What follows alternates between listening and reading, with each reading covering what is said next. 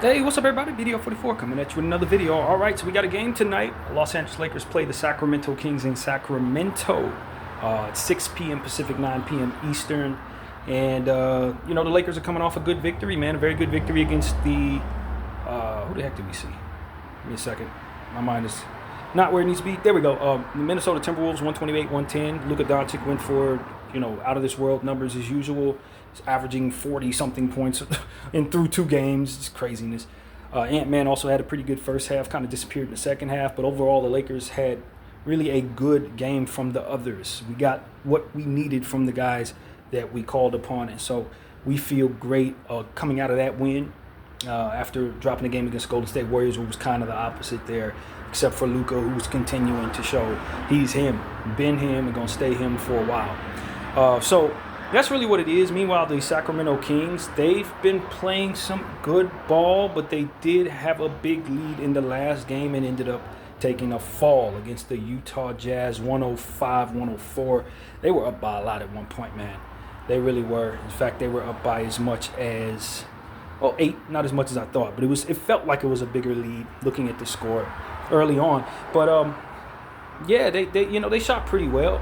43% from the 3, 14 of 32, 48% from the field, 40 of 83. They did get crushed on the glass pretty bad by the Jazz, 50 to 33. They only had 5 offensive rebounds to the Jazz 11. They had 23 assists to the Jazz 25, 10 steals to 6 on the Jazz. So keep an eye open for the Kings getting steals. They tend to do that as a team. They have been for pretty decent in that area for a couple of years. 4 blocks for the Kings to 1 for the Jazz, and they had a lot less turnovers than the Jazz, and despite of that they lost and gave up more points on those turnovers.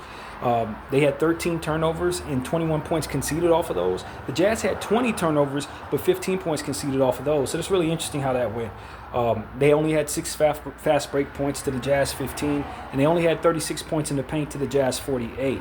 And they missed some free throws, 11 of 15 for 73% did the Kings, and it was only 15 of 17, 88% for the opponent Jazz.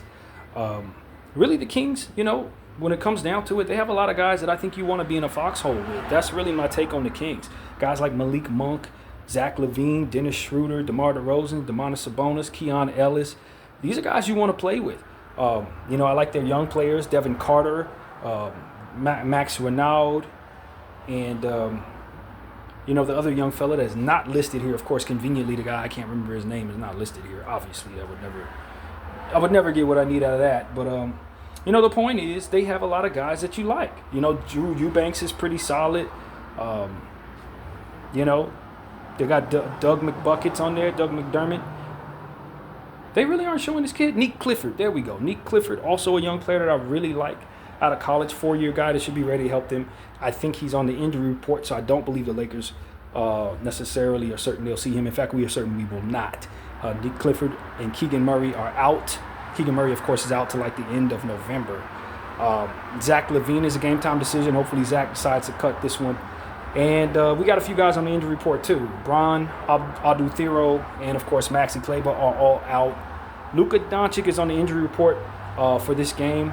I do think that there's a good chance they may sit him. In fact, he's listed as out on one of my fantasy teams, so I don't know if that's already been expressed to the fantasy people over at CBS. I think it's the ones calling him out.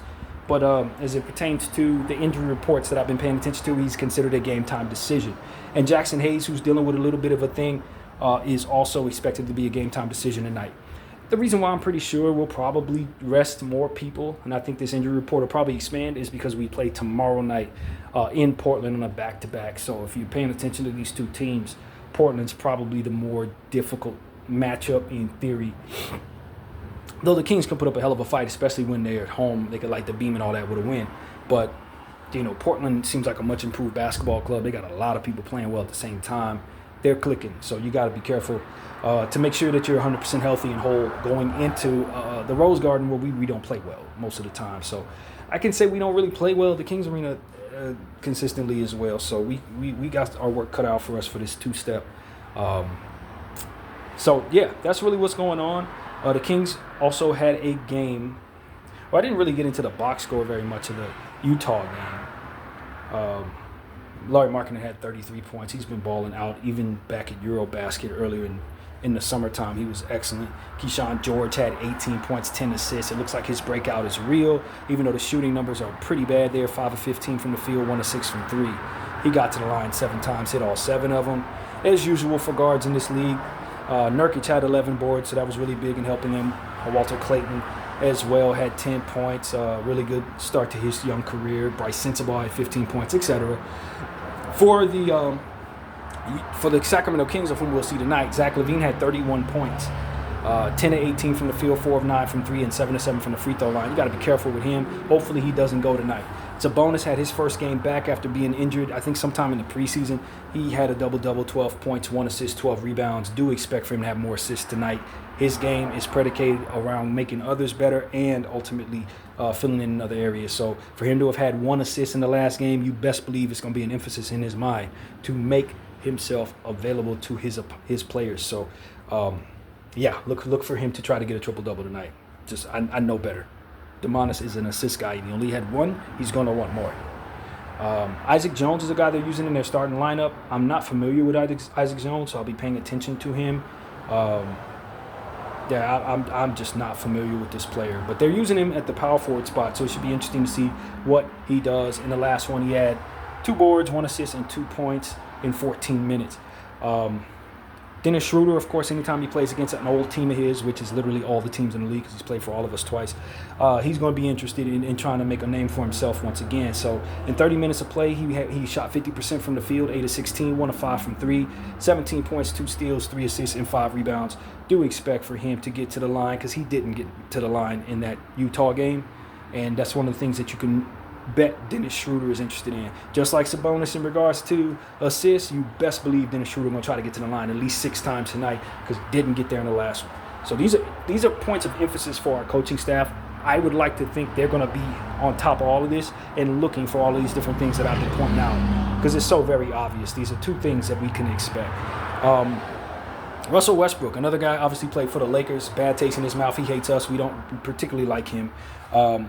So expect for him to try to make a game out of this one, wearing number 18 for the first time in his career. 7 points, 1 steal, 4 assists, and 1 rebound in 17 minutes. They're going to play him. We're going to have to deal with him putting pressure on the rim. We're going to have to deal with him getting to the line. We're going to have to deal with his ways. But, of course, they're going to have to deal with his turnovers. So look for that tonight. Malik Monk, another ex-Laker. You're starting to sense a theme here. 20 points, 2 blocks, 2 steals, 3 assists, and 1 rebound. He was excellent. A plus 10 for his team. Shot 50% from the field, 7 of 14. Even better from the 3, 6 of 9. Malik Monk, so underrated in this league, so underutilized. There's no way he should be playing behind people. But that's just how it's set up for the Kings. Hopefully he finds himself out of there, although he did re-sign with him. But I just don't think he's getting the role that he deserves. 21 minutes for a guy this talented. That's blasphemous. I'm just being honest. I love Dennis Schroeder, and I think Dennis Schroeder is more of a pure point guard. But at this point in time, I just have more faith in Malik Monk's abilities. I just do. But that's me. Keon Ellis is another player you have to be careful with. Didn't play for the Lakers, but he tends to try to kill us every time he sees us. He had 3 steals against the Jazz, 4 points to go along with that, an assist and 3 boards. I expect for him to be very loud and very, very active on both sides of the floor. This is a fantastic player. There, Keon Ellis. Drew Eubanks is getting a lot of minutes, all 5 from the field in that game. 1 assist, 2 rebounds. Probably going to want to shoot better. He was a plus 16 for that game, but he didn't hit a shot. Dario Saric had 5 points, 2 assists, and 2 boards. 1 or 2 from the 3, plus 17. They also utilize him. I expect to see him on the floor tonight a little bit. Given the fact that Devin Carter is a DMP and not on the injury report, that's weird to me. At this point in time, I know they have other guards, obviously, as we pointed out, but that is a very important lottery pick. He should get some minutes. So I'm not really sure what's going on in Sacramento. Obviously, Doug Christie is running things, so, it is what it is. But I'm kind of surprised that he's not getting minutes early in the season. I'm sure he'll get his opportunities. But he's good. He's a very good player. He just needs to start getting some opportunities. So, yeah, that's really what went on in the Sacramento-Utah game. They did also have a game against the Phoenix Suns to start the season, and they lost that game as well. And if I'm not mistaken, they may have had a big lead in this one. That might have been what the confusion was. Give me just a second as I accidentally clicked away from it. And look at these team stats for that game. And yes, the Kings were up by 20. So that's what it was. I was confusing the other game with this one. They were up by 20 in this one and blew that lead. They had an 8-point lead in the last one, blew that lead. So the Kings have been the lead-blowing people to start the season. They had a chance to win both of those games, which tells me they're itching to win. They're probably due to win, and we need to be very much on our toes tonight going up against them. Especially if Luka ain't gonna be out there. This is their opportunity to try to finally keep a lead, and because they've been starting these games off pretty well. Something's wrong with their rotations. That's what that tells me. Something's wrong. They put certain people in the game, things are going well. They put other people in the game, things are not going well. That's kind of what this is showing me. Against the Suns, they shot 50% from the field, 49 and 94, 37% from the three, 9 of 24. Not really big on attempts there from behind the arc, and then bad from the free throw line, 13 of 23. You missed 10 free throws, as we know, given the fact that we missed 11 of them in the first game of our season against Golden State. You're going to lose a game. And that is what happened to the Kings as well against the Phoenix Suns in Phoenix. They also did poorly on the glass. 51 for the Suns, 37 for the Kings. So that's 2 games in a row where the Kings have been bad on the glass. What does that tell me? A 15 rebound Sabonis game is on the way.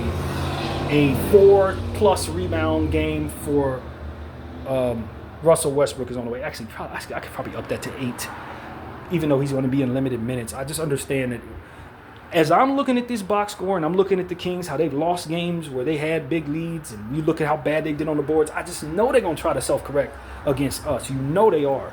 They hate us. They see us as a big rival. They've been coming into their building. They're still mad about 2001. All of these different issues that the Kings have, I would be extremely surprised to see Doug Christie, a guy who was on that 2001 team, not lead his team to try to correct these very issues that I'm seeing here that should be relatively correctable. So we're going to have to crash the glass tonight. I don't know if Jackson Hayes is going to go, but I would tell, all of our guys that are good at rebounding the ball, you get to crash the glass tonight. We want to give the Kings a 3rd straight game where they are terrible on the glass. This is so very important because if they win the glass battle tonight, I think they win the game.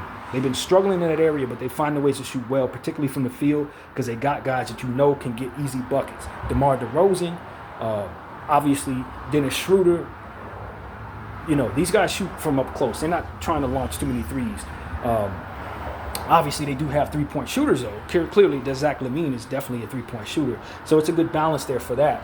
But, when you're talking about some of their main guys, Russell Westbrook, they're trying to shoot from the front, from within 20 feet.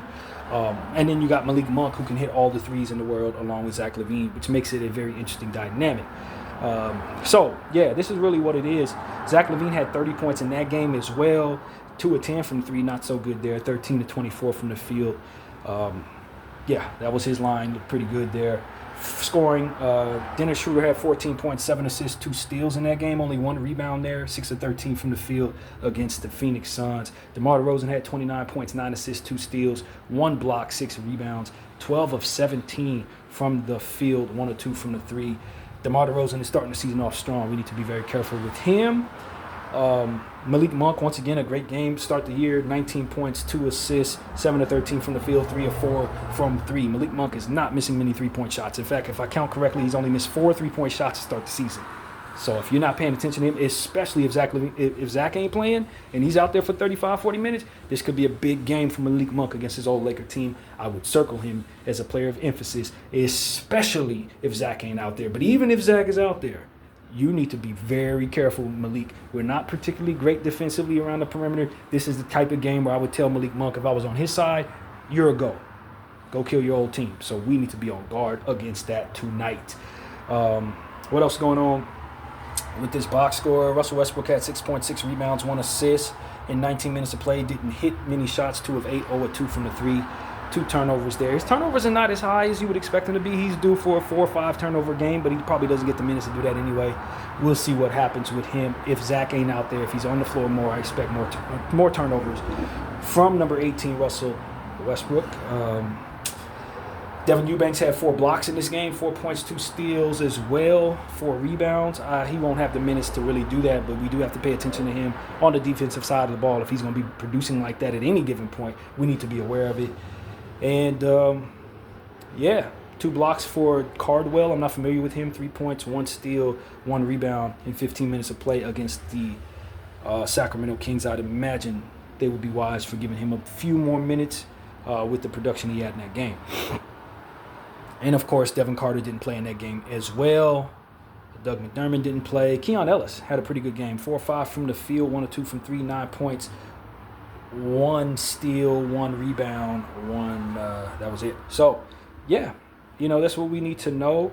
Max Ami Renaud had 4 rebounds, 2 assists. Only attempted 1 shot, missed it. He's a very good player, and when they come around to utilizing him, he has a lot of juice inside. Jump hooks, footwork, pump fakes. He's going to make a fool out of somebody if they give him opportunity to do so. And I know the minutes probably aren't there. They're utilizing Eubanks. Of course, they want to give the rookie opportunities to just come along slowly, which makes all the sense in the world. But if Eubanks wasn't there, people would be talking about Renaud as one of the better rookies in this league right now, because I know what he can do. He attacks from the inside. He's a monster. And hopefully he doesn't have his breakout tonight. But you heard it here. I already know what Renaud, the rookie, can do. Maxime Renaud is a monster on the interior. He can score like crazy. So be ready for him doing little things that shock you if he gets the opportunity. Maybe not this early in the season, but someday you'll know what I know. So that's really what it is. And that's what I tell people. The Sacramento Kings got some good players, man. They got some good players. They may not make sense together. They may not necessarily fit with one another all the way around. But guys you want to be in a foxhole with. They have plenty of them. And so I can't see that not equating to some kind of success. It may not get them to the playoffs in a hard West, but I do think they're talented of a bunch. I think they have a talented bunch. They could use a trade or two to make more sense of stuff. But if you ask me if I want Dennis Schroeder on my team, yes. If you ask me if I want DeMar DeRozan on my team, yes. You ask me if I want Nick Clifford on my team, yes. Zach LaVine, depending on health, yes. Maxime Renaud, yes. Malik Monk, yes. Keon Ellis, yes. Devin Carter, yes. You see what I'm saying? Russell Westbrook, no, but still, you know who he is. You know where he's from. You know what he brings to the table when he's in his prime. MVP, best triple-double player to ever play the game. So it's like, you can't tell me that this unit of players can't find a way to overcome certain things. And I just don't see them as bad as the field probably expects the Kings to be. I don't think it equates to them making the playoffs. I want to say that again. But on a night like tonight, can you get a career performance out of somebody on that Kings side and lose the game if you're the Lakers?